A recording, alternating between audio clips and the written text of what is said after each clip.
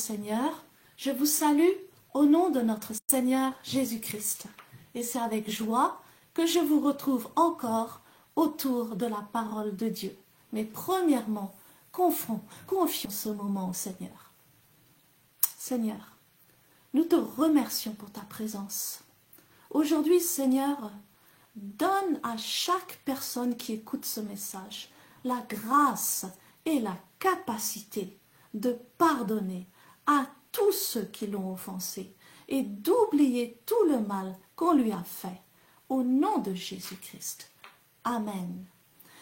Le message donc que nous diffusons aujourd'hui s'appelle « Pardonne et oublie ».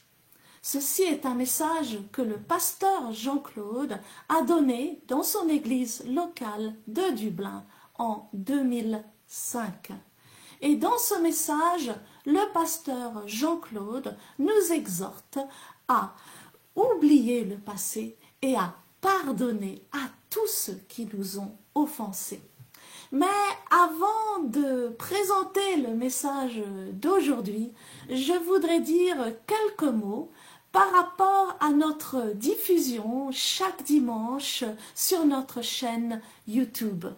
Cela fait maintenant 3 ans que le pasteur Jean-Claude nous a quittés pour la patrie céleste, mais nous continuons de diffuser chaque dimanche l'un de ses enseignements, parce que ces enseignements continuent de bénir beaucoup encore aujourd'hui.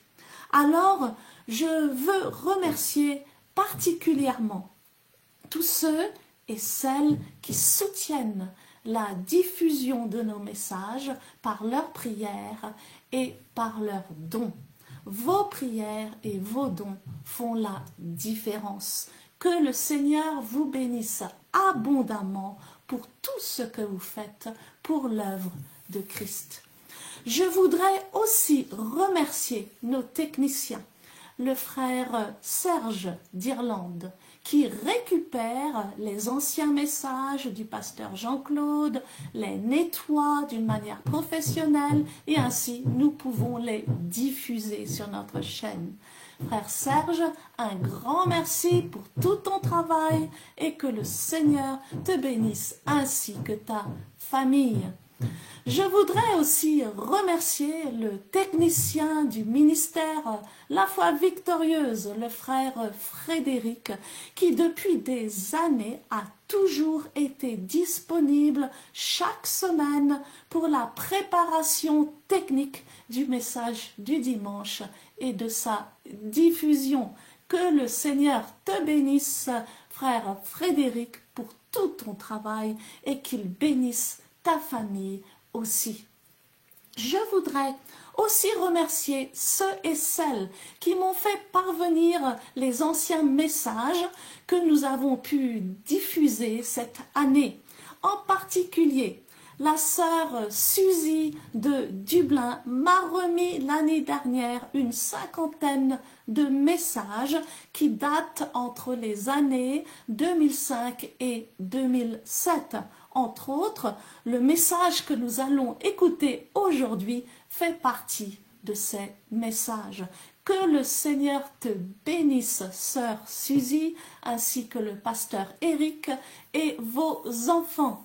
La sœur Isabelle de Rouen, une partenaire de longue date, vient d'envoyer une 20aine de messages que nous regarderons bientôt ensemble. Elle m'a expliqué aussi que son mari et elle invitent souvent chez eux leurs amis pour visionner les messages du pasteur Jean-Claude. Et cela m'a béni, amen, quand j'ai entendu cela. Et je vous encourage à faire de même. C'est une manière d'évangéliser vos amis. Que le Seigneur vous bénisse, sœur Isabelle, ainsi que votre famille. La sœur Evelyne de Marseille, qui assistait au séminaire de la foi victorieuse, a commencé un groupe WhatsApp autour des messages que nous diffusons chaque dimanche. la sœur Evelyne a rassemblé des personnes d'horizons divers, de différentes origines religieuses. Et après la diffusion, elle coordonne un partage sur ce que chacun a appris et répond aux questions. Que le Seigneur bénisse l'initiative de la sœur Evelyne et l'équipe toujours plus pour encadrer son groupe. Que le Seigneur bénisse tout ce groupe ainsi que leur famille. La sœur Annie, qui faisait partie de notre église locale de Dublin et qui habite maintenant en Angleterre. Elle conduit un partage biblique familial autour de la diffusion du message de la foi victorieuse. Je vous encourage à faire de même et à réunir vos enfants autour de la parole de Dieu. Vous fortifierez ainsi leur foi et ils vous remercieront plus tard. Que le Seigneur te bénisse, sœur Annie, ainsi que tes enfants. Alors, donc, n'hésitez pas à m'envoyer vos témoignages par rapport aux messages que nous diffusons. Ils seront une bénédiction pour beaucoup. Et aussi, si vous avez des messages que nous n'avons pas encore diffusés sur notre chaîne YouTube, n'hésitez surtout pas à me contacter. Que vos messages soient sous forme de CD, de cassettes, même de DVD et sous forme numérique. Vos messages seront une bénédiction pour beaucoup et nous nous engageons à vous les renvoyer par la poste. Dans le message d'aujourd'hui, le pasteur Jean-Claude nous exhorte à oublier le passé et à pardonner à ceux qui nous ont offensés. Quand le pasteur Jean-Claude parle d'oublier, il ne parle pas d'oublier les bonnes choses que le Seigneur a faites pour nous. Comme David, nous devons commander à notre âme de bénir l'Éternel et nous ne devons oublier aucun de ses bienfaits. Amen. Mais nous devons oublier les mauvaises choses qui nous sont arrivées, les injustices qui nous ont été faites, les blessures qui nous ont été infligées, les trahisons, l'argent qui nous a été volé, etc., etc. Le pasteur nous dit, il y a des choses que tu ne peux pas oublier car les souvenirs reviendront toujours. Mais c'est à toi de décider que ces souvenirs ne vont plus avoir d'autorité sur toi. Lorsque ces mauvais souvenirs reviennent, tu dois dire non, c'est fini. Nous devons nous détacher du passé. Si nous restons attachés aux choses du passé, nous n'aurons jamais d'avenir, car celui qui marche en regardant en arrière ne peut pas avancer. Quand Dieu a détruit Sodome et Gomorrhe, la femme de Lot, malgré les instructions de Dieu, a regardé en arrière et elle est devenue une statue de sel. Le sel représente l'amertume, nous dit le pasteur Jean-Claude. L'amertume vient souvent du manque de pardon. Si nous refusons de pardonner à ceux qui nous ont fait du mal, si nous refusons de les relâcher entre les mains de Dieu, nous allons commencer à ressembler à des statues de sel. Et le manque de pardon peut provoquer aussi la maladie. En plus, le manque de pardon met une barrière entre Dieu et nous empêche de bénéficier de toutes les bénédictions que Dieu a préparées pour nous. Et aussi, le manque de pardon empêche même certaines personnes d'accomplir le plan de Dieu, l'appel de Dieu même sur leur vie. Amen. Ils se sont arrêtés de courir leur course et sont devenus des statues de ciel et Dieu ne peut plus les utiliser. Isaïe 43, 18 nous dit « Ne pensez plus aux événements passés et ne considérez plus ce qui est ancien. Voici, je vais faire une chose nouvelle. Et le pasteur ajoute, Dieu ne peut pas faire de choses nouvelles si tu vis toujours dans les anciennes choses, si tu médites constamment sur les choses anciennes et ne veux pas pardonner. Pourtant, Dieu dit juste après, au verset 25 d'Ésaïe 43, c'est moi qui efface tes transgressions, pour l'amour de moi. Je ne me souviendrai plus de tes péchés. Il y a 3 types de pardon, nous dit le pasteur Jean-Claude. Premièrement, le pardon que Dieu nous donne et que nous devons recevoir. Deuxièmement, le pardon que nous devons nous donner à nous-mêmes. Et troisièmement, le pardon que nous devons donner aux autres qui nous ont offensés, à ceux qui nous ont offensés. Mais le pasteur Jean-Claude ajoute, tu refuses de pardonner à ton frère. Tu n'arrives pas à te pardonner toi-même parce que tu n'as pas reçu le pardon de Dieu. La raison pour laquelle nous n'arrivons pas à nous pardonner à nous-mêmes, la raison pour laquelle nous n'arrivons pas à pardonner à nos frères et à nos sœurs, c'est parce que nous n'avons pas la révélation de la grâce. Dieu nous a pardonné alors que nous étions encore pécheurs. Si réellement nous avons la révélation de cela, alors nous nous pardonnerons à nous-mêmes et nous pardonnerons facilement à ceux qui nous ont offensés. Et nous pourrons dire comme l'apôtre Paul, oubliant ce qui est en arrière, je me porte vers l'avant, je cours vers le but pour remporter le prix de la vocation céleste de Dieu en Jésus-Christ. Prions. Aujourd'hui, Seigneur, je prie. Je prie que nous ayons la révélation de la grâce de Dieu, que nous nous rendions compte que Dieu nous a pardonnés alors que nous étions encore pécheurs.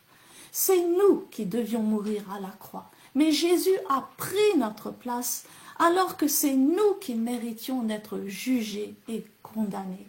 Je prie que comme nous avons été pardonnés gratuitement, nous pardonnions à tous ceux qui nous ont fait du mal et que nous oublions tout ce qui est derrière nous, afin de ne plus être des statues de sel bloquées dans notre course pour le Seigneur, mais que nous recommencions à courir vers le but pour remporter le prix de la vocation céleste de Dieu en Jésus-Christ.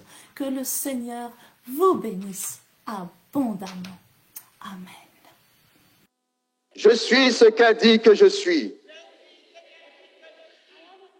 Je possède ce qu'elle dit que je possède.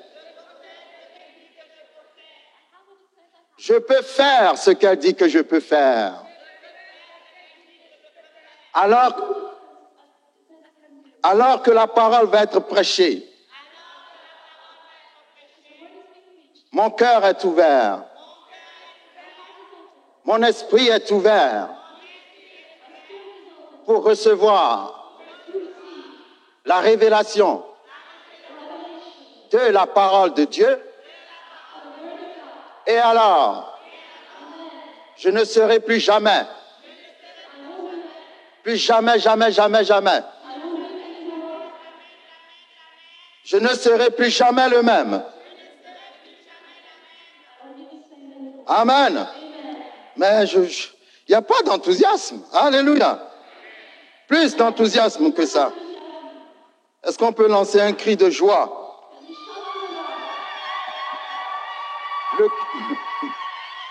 Le cri de la victoire. Amen. Ok. Aujourd'hui, je voudrais partager avec vous un sujet très important. Oublier le passé. Alléluia. Oublier le passé. Vous savez, quand nous allons dans le psaume 103, dans le psaume 103, la Bible dit, mon âme bénis l'Éternel. Nous voyons que celui qui a écrit ce psaume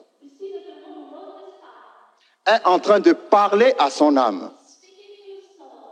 C'est quoi l'âme? Les pensées, la volonté, les émotions. Le psalmiste a convoqué son âme. Il dit à son âme, mon âme, mes pensées, mes émotions, ma volonté, j'ai quelque chose à vous dire. Bénissez l'Éternel. Alléluia. Ça veut dire que quand tu as une mauvaise pensée, tu dois dire à cette mauvaise pensée de bénir l'Éternel. Parce que si tu laisses cette mauvaise pensée te conduire, c'est toi qui finiras par rejeter le Seigneur. Nous devons ramener nos pensées, notre volonté, nos émotions captives à l'obéissance de la parole de Dieu. Le psalmiste dit, mon âme, j'ai quelque chose à te dire. Je te commande de bénir l'Éternel. Et je commande à tout ce qui est en moi de bénir son saint nom. Mon âme, bénis l'Éternel et n'oublie aucun de ses bienfaits. Il n'a pas dit, n'oublie aucune des mauvaises choses qui te sont arrivées.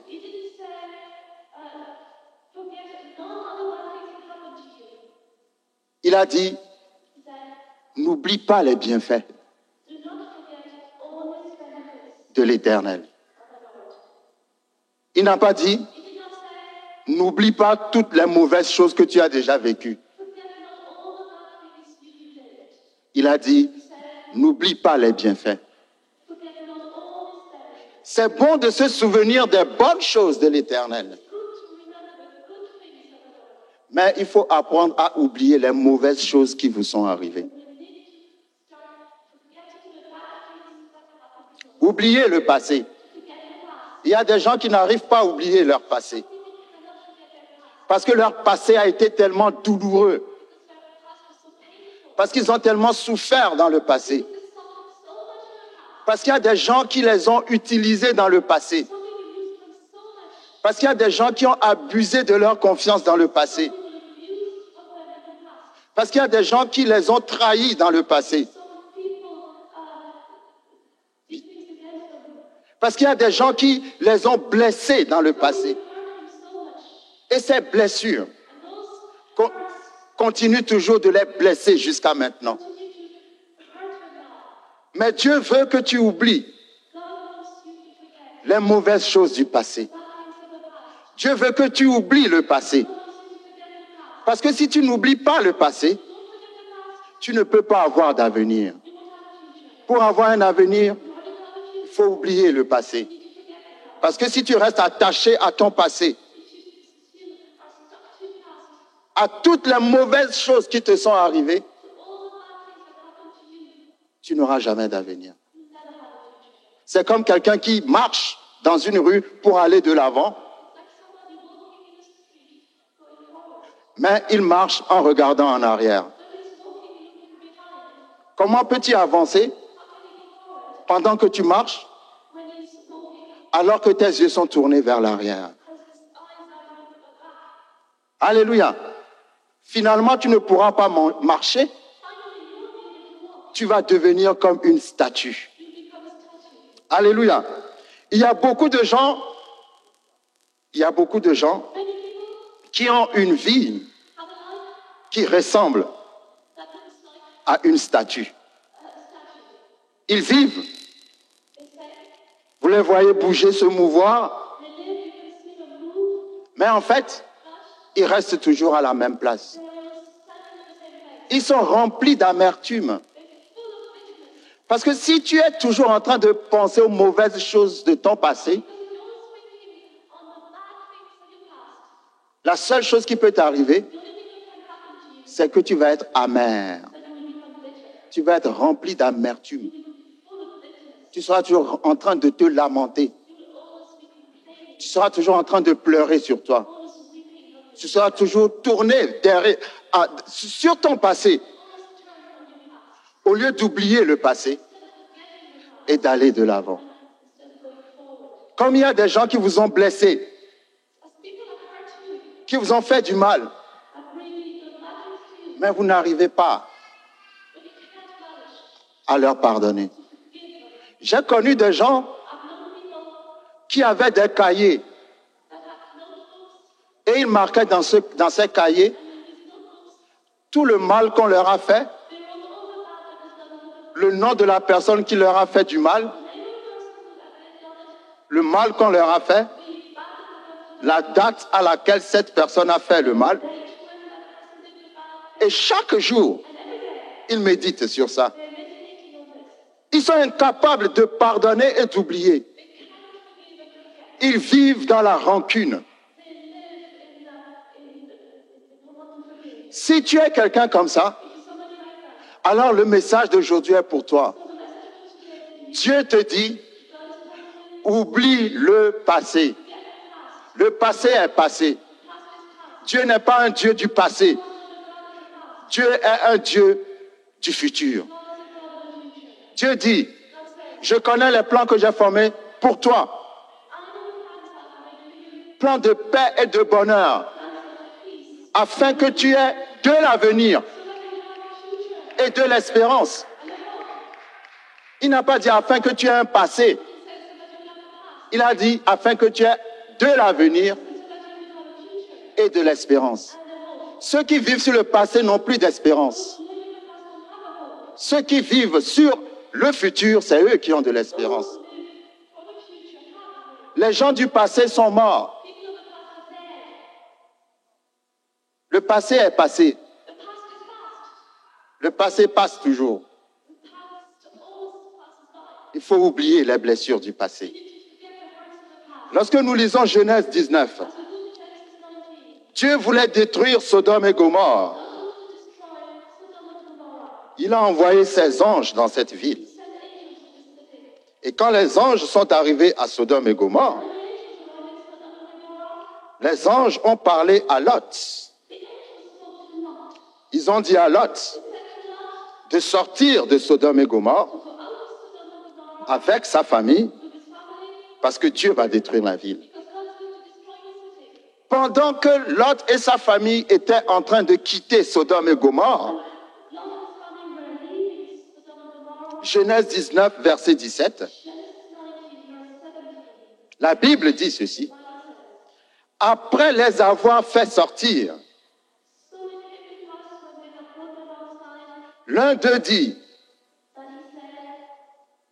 sauve-toi pour ta vie et ne t'arrête pas dans toute la plaine. Je reprends le verset 17. Après les avoir fait sortir, l'un d'eux dit, sauve-toi pour ta vie, ne regarde pas derrière toi. Dis à ton voisin, ne regarde pas derrière toi. Les anges leur ont dit, pendant que vous êtes en train de sortir de la ville, regardez devant vous. Ne vous retournez pas pour regarder en arrière. Alléluia. Mais qu'est-ce qui s'est passé?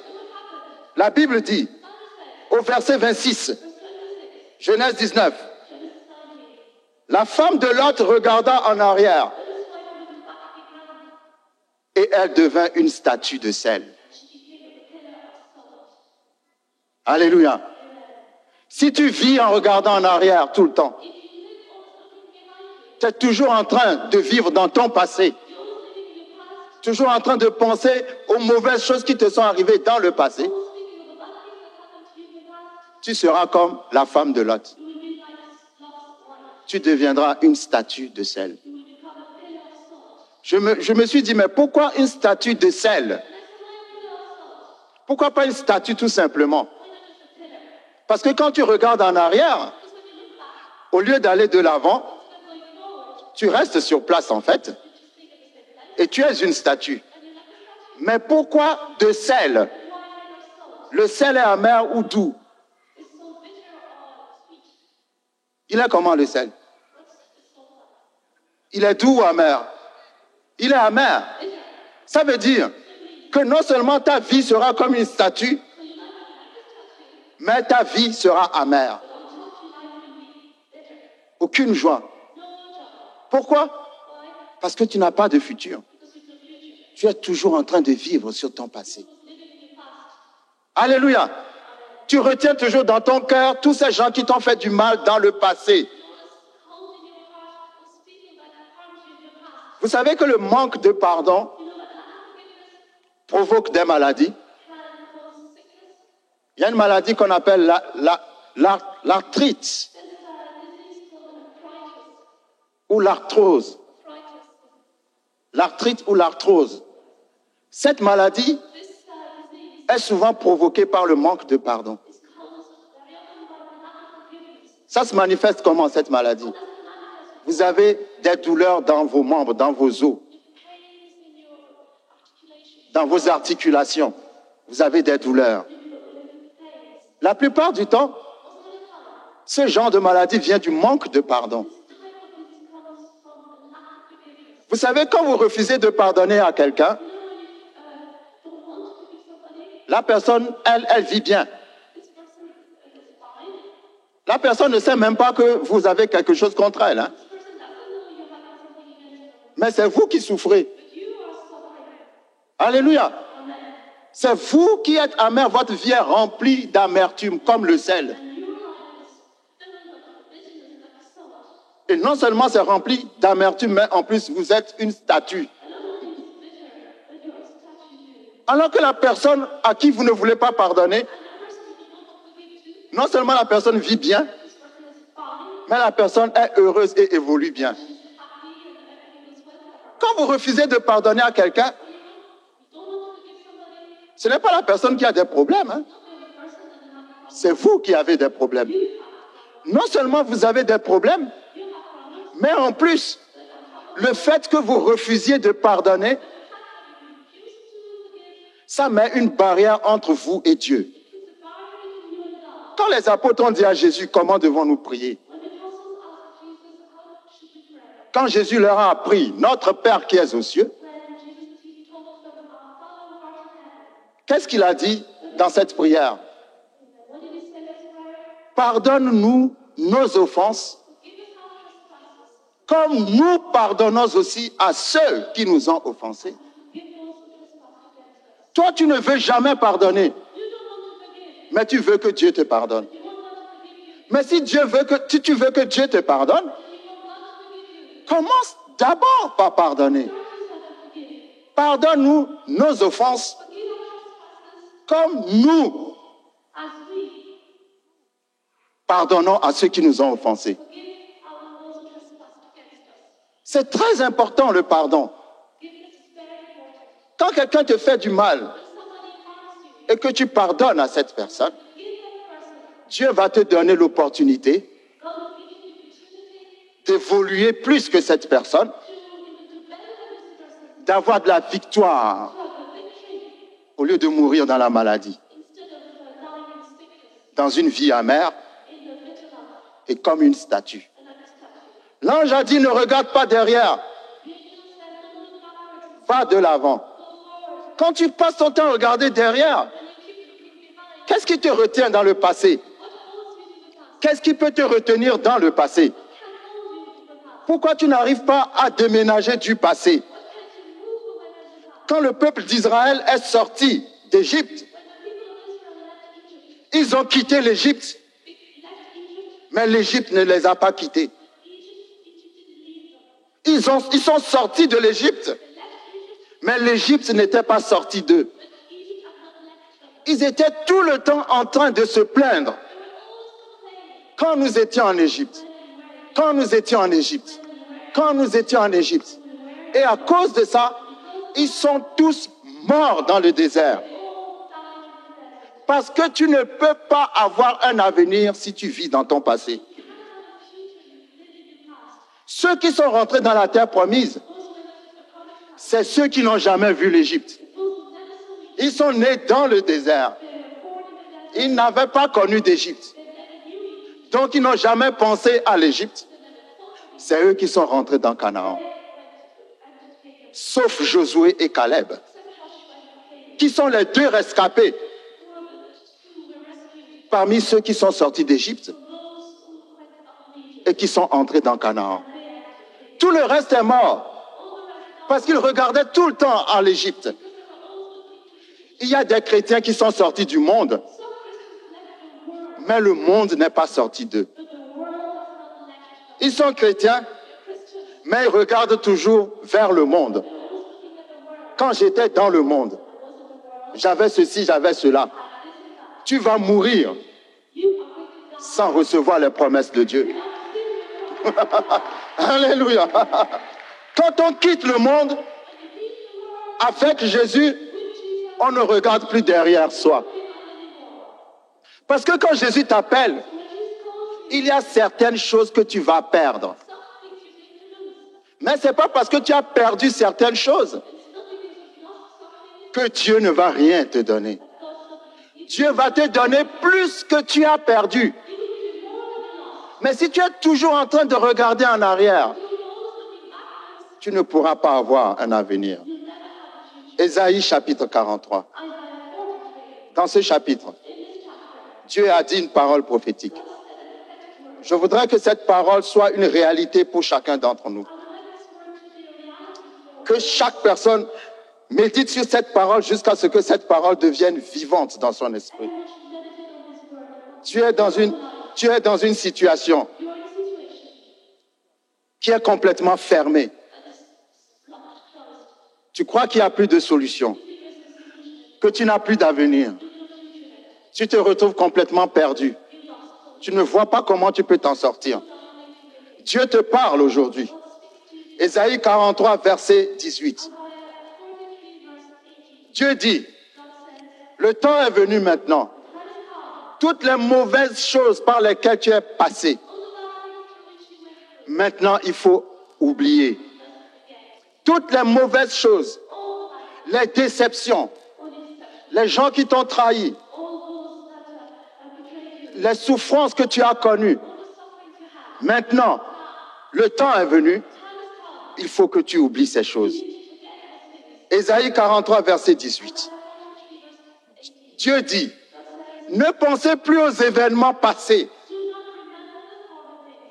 Ne pensez plus aux événements passés. Et ne considérez plus ce qui est ancien. Dieu dit, ceux qui t'ont blessé, ceux qui t'ont déçu, ceux qui ont volé ton argent, oublie tout ça. C'est ancien, c'est passé. Pardonne à tous ces gens. Pourquoi? Verset 19.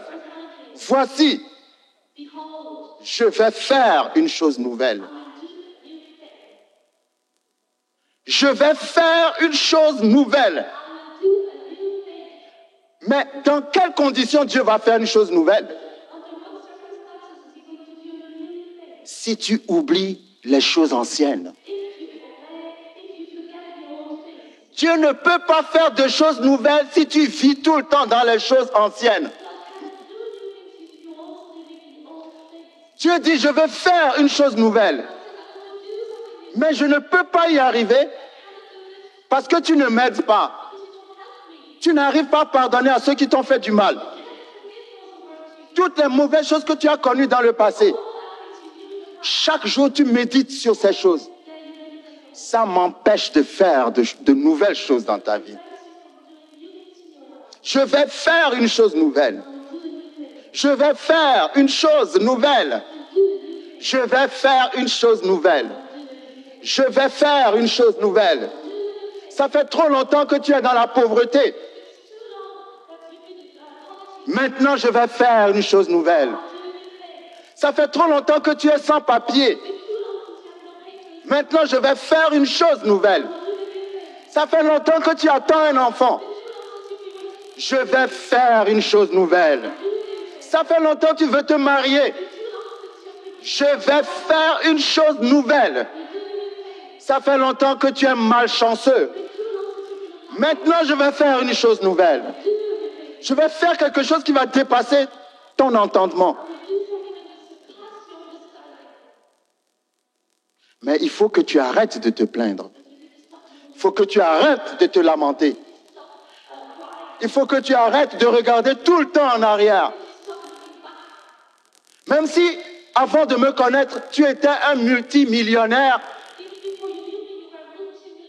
et qu'entre-temps tu as tout perdu, ce que je vais te donner, aucun argent, aucun or ne peut l'acheter. Alléluia. Avec Dieu, il y a toujours plus. C'est avec Satan qu'il y a moins. Mais avec Dieu, il y a toujours plus.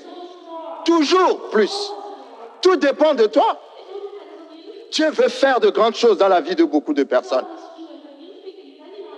Mais vous empêchez Dieu de faire son miracle. Parce que vous vivez toujours dans le passé. Il y en a qui passent leur temps à méditer sur comment se venger. Comment se venger parce que telle personne t'a fait du mal. Mais Dieu dit, à moi la vengeance. Vous savez, quand Dieu vous venge, il vous venge mieux que si vous-même vous vous vengez. Alléluia.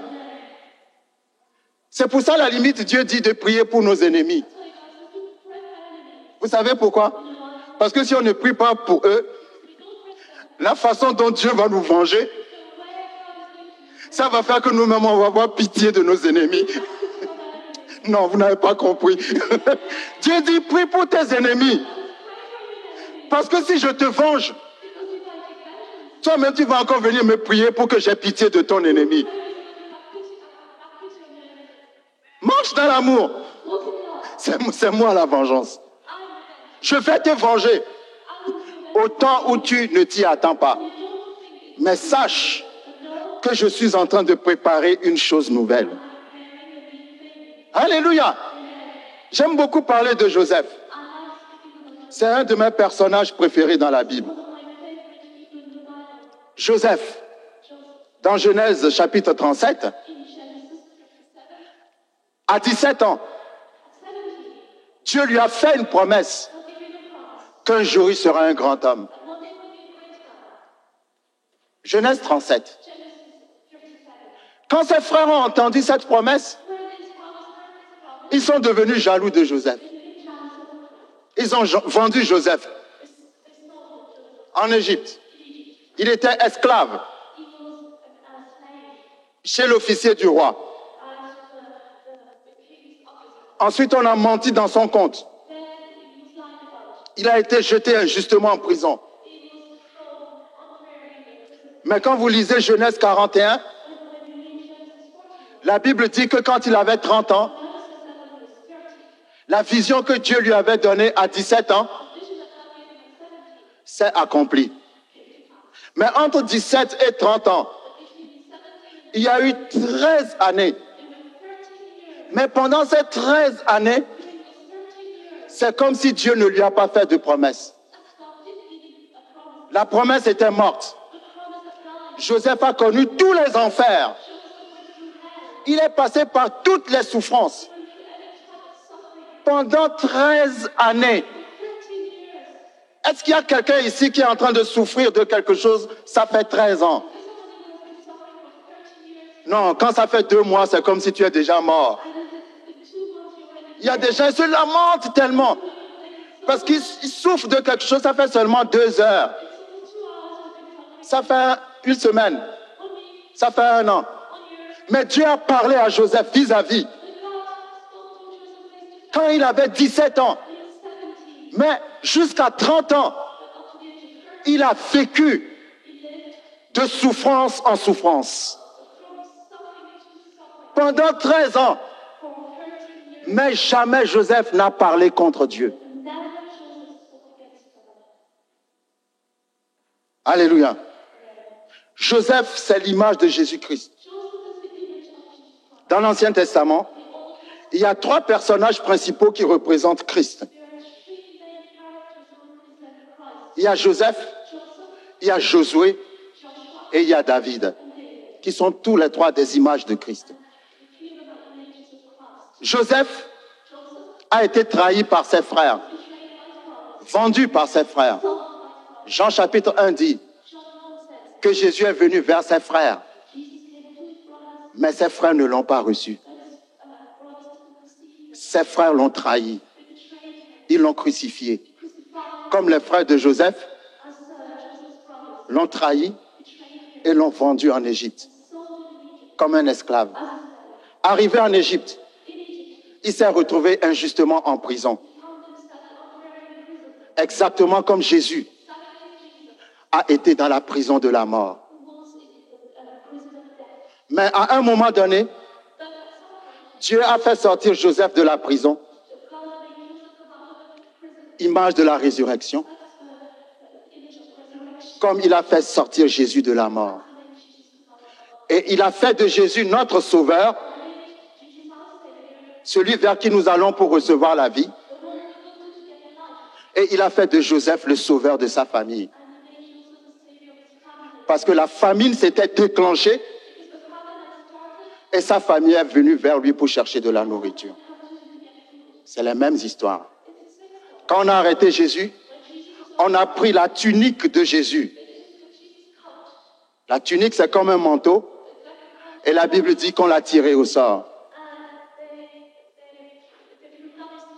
De la même façon, Jacob aimait beaucoup Joseph et lui avait fait un manteau de plusieurs couleurs. Et ses frères ont pris le même manteau parce qu'ils étaient jaloux de lui. Mais Joseph est devenu premier ministre d'Égypte. Après 13 années, 1, 2, 3, 4, 5, 6, 7, 8, 9, 10, 11, 12, 13. Dis à ton voisin, pardon, arrête. On est fatigué de tes pleurs. Tu n'as encore rien vu. Il y a des gens qui ont vu plus que toi et que Dieu a béni. Arrête de pleurer dans mes oreilles. Comme si toi, c'est avec toi, c'est fini. 1, 2, 3, comptez avec moi. 1, 2, 3, 4, 5, 6, 7, 8, 9, 10, 11, 12, 13. Mais vous ne verrez jamais dans la Bible un verset qui dit que Joseph s'est plaint. La Bible dit, partout où il passait, il était le meilleur. Quand il était esclave, dans la maison de Potiphar, il était le meilleur de tous les esclaves. À un point tel qu'on l'a mis chef des esclaves. Quand on l'a jeté injustement en prison, il était le meilleur des prisonniers. À un point tel qu'on l'a mis chef des prisonniers. Il aurait pu être le plus mauvais prisonnier. En disant, Dieu m'a abandonné. Dieu m'a laissé tomber. C'est comme dans la société. Tout le monde cherche des raisons pour être un mauvais exemple. Mais quel que soit ce que tu as vécu, si tu crois en Dieu, tu peux être un bon exemple. Joseph a été vendu par ses frères, abandonné par sa famille. Mais partout où il est passé, il était le meilleur. Et quand il est devenu premier ministre, lorsque nous lisons Genèse chapitre 41, à son verset 51, alors Genèse 41, verset 51, la Bible dit que Joseph s'est marié. Alors, Genèse 41, verset 51.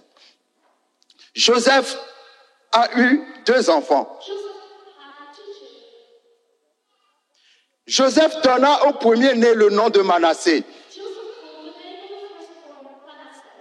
Car, dit-il, Dieu m'a fait oublier toutes mes peines et toute la maison de mon père.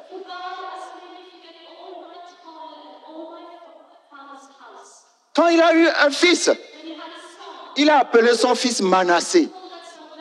Manassé en hébreu signifie ce qui te fait oublier. Quelque chose qui fait que tu oublies. Il a dit, Dieu m'a béni. Dieu m'a fait oublier les peines, les souffrances, toutes les mauvaises choses que j'ai connues dans le passé. Il y a des gens qui n'arrivent pas à oublier.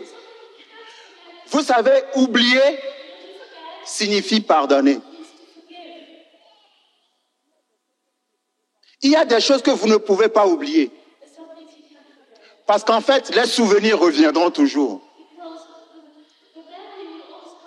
Mais c'est à toi de décider que ces souvenirs ne vont plus avoir d'autorité sur toi.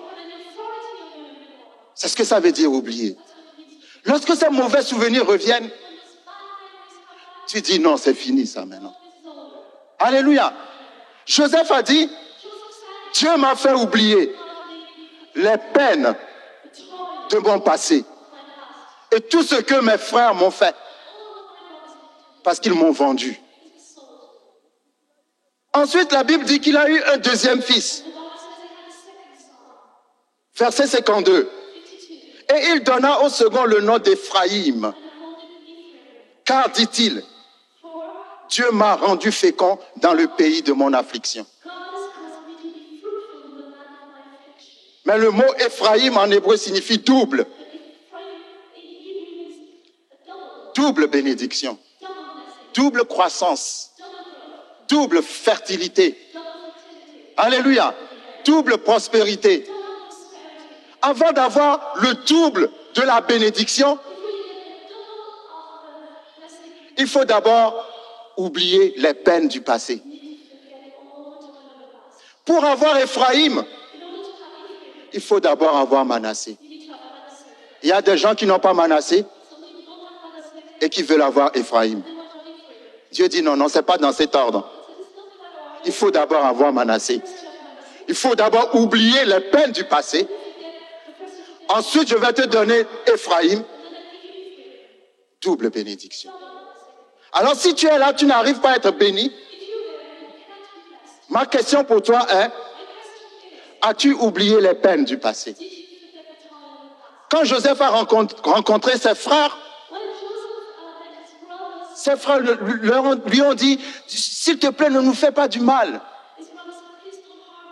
Et Joseph a dit, vous avez voulu me faire du mal, mais Dieu l'a changé en bien. Alléluia. Si tu oublies ton passé, tout le mal que tu as connu, Dieu va le changer en bien. Mais si tu veux toi-même faire ta vengeance, incapable de pardonner, il y a des gens, même si on leur donne $1 million pour pardonner quelqu'un, ils vont dire non. Alléluia. Ils préfèrent mourir, mais cette personne-là, ils doivent se venger d'abord. Incapable de pardonner. Incapable de pardonner. Si tu es incapable de pardonner, tu n'auras pas d'avenir. Tu vas mourir comme une statue salée. Comme la femme de Lot. Alléluia. Vous savez, il y a 3 formes de pardon dans la Bible. Le premier pardon, c'est le pardon qui vient de Dieu.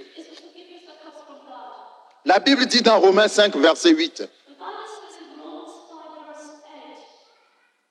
Romains chapitre 5, verset 8. Mais Dieu prouve son amour.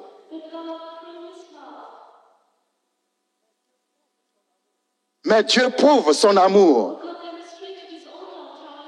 En ce que lorsque nous étions pécheurs, il est mort pour nous. Les gens n'ont jamais compris ce verset. Parce que si tu comprends ce verset, tu pourras pardonner à ton frère et tu pourras te pardonner à toi-même. Vous savez qu'il y a des gens qui ne se pardonnent pas à eux-mêmes. Ils se disent, j'ai fait tellement de mauvaises choses que Dieu ne peut pas me pardonner. Vous ne connaissez pas des gens comme ça?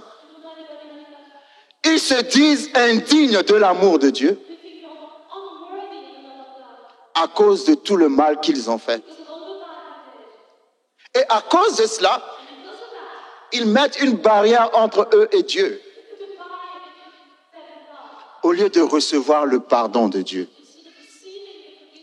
Dieu dit, je te pardonne pour tes péchés. Toi, tu dis, non, ne me pardonne pas parce que j'ai trop péché. Mais il n'y a pas de péché qui est plus puissant que la croix de Jésus. La croix de Jésus a brisé tous les péchés. Si tu te pardonnes à toi-même, tu pourras pardonner à ton frère et tu pourras recevoir le pardon de Dieu. La Bible dit que Christ est mort. Quand est-ce qu'il est mort? Quand nous étions encore pécheurs. Tu ne le connaissais pas encore. Au moment où tu l'insultais, au moment où tu étais loin de lui, il est mort pour toi. Alors, s'il est mort pour toi, au moment où tu ne le connaissais pas, pourquoi veux-tu qu'il te condamne maintenant que tu le connais? Non, vous n'avez pas compris. Tu dis, je ne suis pas digne. Dieu dit, quand tu étais indigne, j'étais mort pour toi.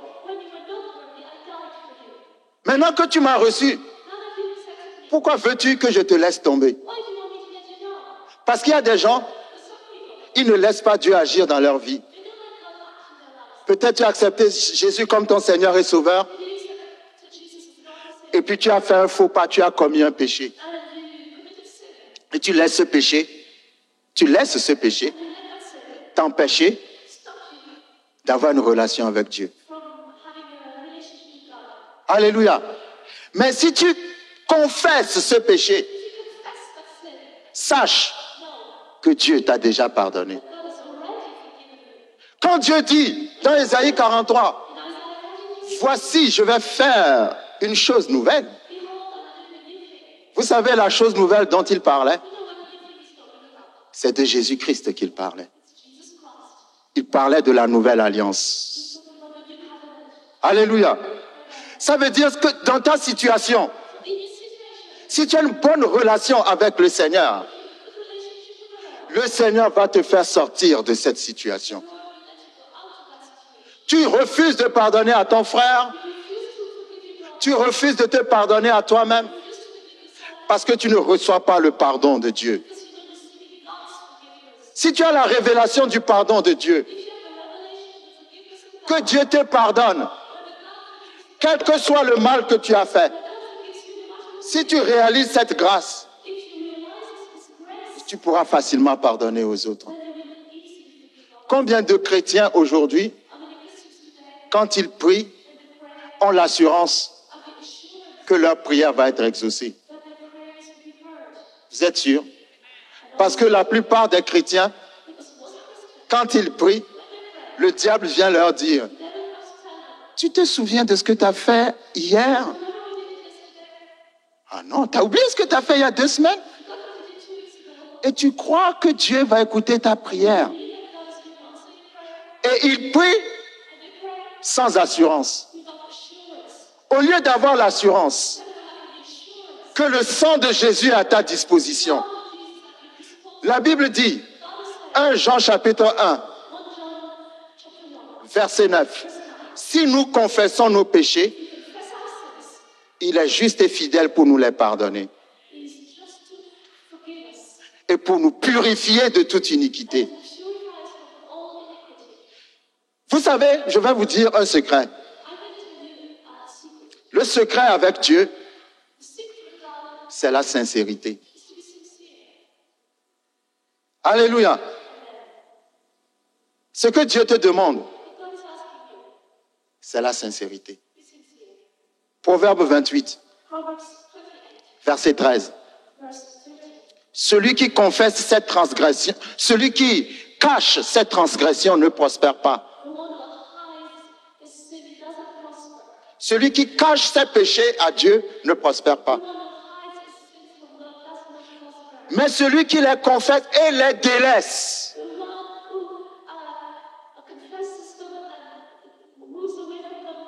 c'est celui-là qui obtient miséricorde. Alléluia. 1 Jean chapitre 2.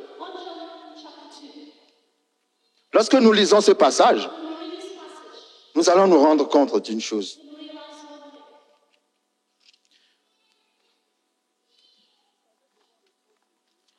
Vous savez, devant le trône de Dieu,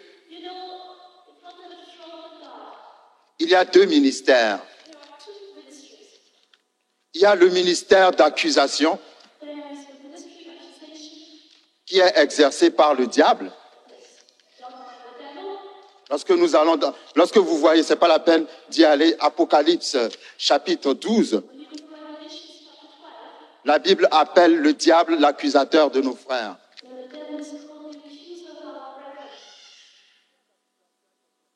Le ministère d'accusation est exercé par le diable. Mais le ministère d'intercession est exercé par Jésus.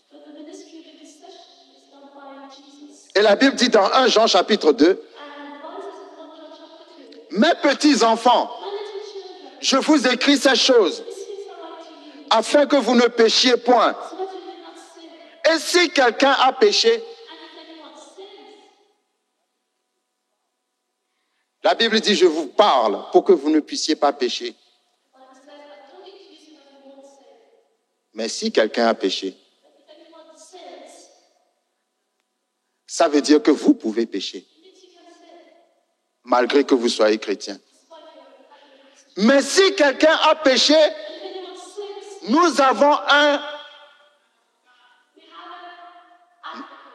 un avocat. Est-ce que ça veut dire d'aller pécher? Alléluia. Non. Mais s'il arrive de pécher, ne te laisse pas condamner par le diable. Ne deviens pas froid à cause de ce faux pas que tu as fait. Mais sache que si tu confesses ce péché sincèrement, tu as un avocat qui va les effacer. Tu as dit, je vais faire une chose nouvelle. Et quelques versets plus loin, dans Isaïe 43, il a dit,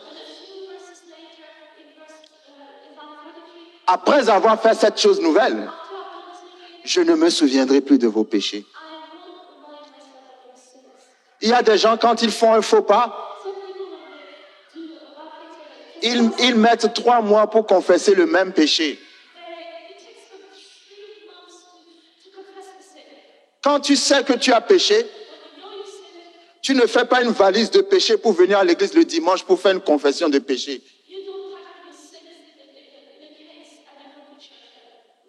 Quand tu sais que tu as péché, au moment où tu as su, tu demandes à Dieu de te pardonner. Si tu reviens 2 secondes après pour reparler de ce même péché à Dieu, Dieu va dire, je ne me souviens plus de ce péché. Reçois le pardon de Dieu. Si tu reçois le pardon de Dieu, si tu comprends ce que c'est que la grâce, tu pourras facilement pardonner à ton frère et à ta sœur. Mais si tu n'arrives pas à pardonner à ton frère et à ta sœur, ça veut dire que tu n'as pas reçu le pardon de Dieu. Paul, je vais conclure. Avant de devenir chrétien, s'appelait Saul. Quand il était Saul, il massacrait les chrétiens. Il tuait les chrétiens. C'était sa passion. C'était son travail. C'était son zèle. Alléluia.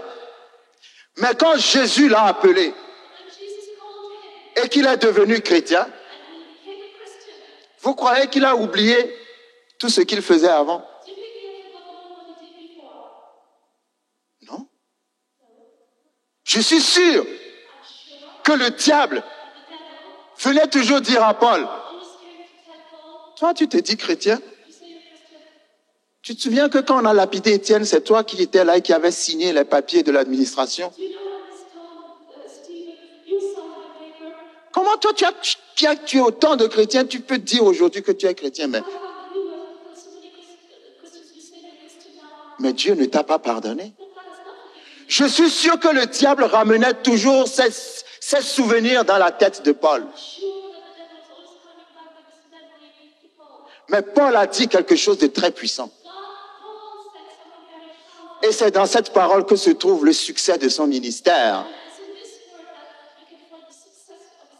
Dans Philippiens chapitre 3, Paul a dit, oubliant ce qui est en arrière, oubliant ce qui est en arrière, je me porte vers l'avant. Oubliant tout le mal que j'ai fait, j'ai accepté le pardon de Dieu. Je ne suis plus la même personne. Est-ce que vous me suivez?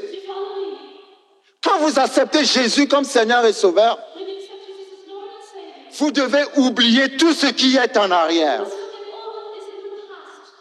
Si vous n'oubliez pas tout ce qui est en arrière, vous allez devenir une statue de sel.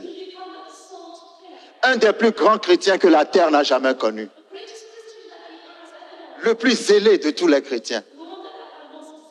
Paul, mais en son temps, Saul, le grand meurtrier.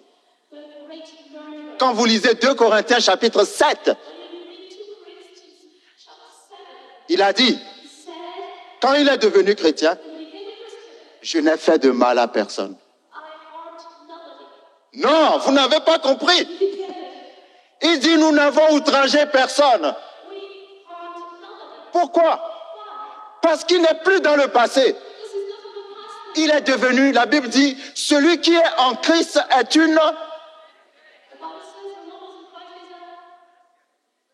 une ancienne créature. Tellement ancienne que c'est pourri, rempli de poussière. C'est ça. Si quelqu'un est en Christ, il est une nouvelle créature. Les choses anciennes sont... Et toutes choses sont devenues... Alléluia. Dieu dit, voici, je vais faire une nouvelle chose. Dis à ton voisin, malgré mes problèmes, je sais que Dieu va faire une nouvelle chose. Alléluia. À partir d'aujourd'hui, tous ceux qui m'ont fait du mal, je leur pardonne. Je me pardonne à moi-même et je reçois le pardon de Dieu. Je n'ai plus de passé. Je n'ai que de l'avenir. Dans le nom de Jésus. Alléluia. Merci Seigneur. Merci Seigneur. Nous te bénissons Père. Père, en tes mains, je remets chaque personne ici. Merci de ce que tu guérisses les plaies du passé. Pour ceux qui n'arrivent pas à pardonner ou qui n'arrivent pas à se pardonner eux-mêmes. Merci de ce que tu leur révèles, la révélation de la grâce. Tu as dit, malgré tout ce que tu as fait de mal, si tu viens à moi, tu n'auras plus de passé. Quel que soit le mal que tu as fait, aucun péché n'est plus grand que le sang de Jésus. Le sang de Jésus a couvert tous les péchés. Marche dans l'amour. Oublie le passé, parce que j'ai un avenir pour toi. J'ai un avenir pour toi. Dans le nom de Jésus. Merci Seigneur. Merci Seigneur. Amen. Merci Seigneur.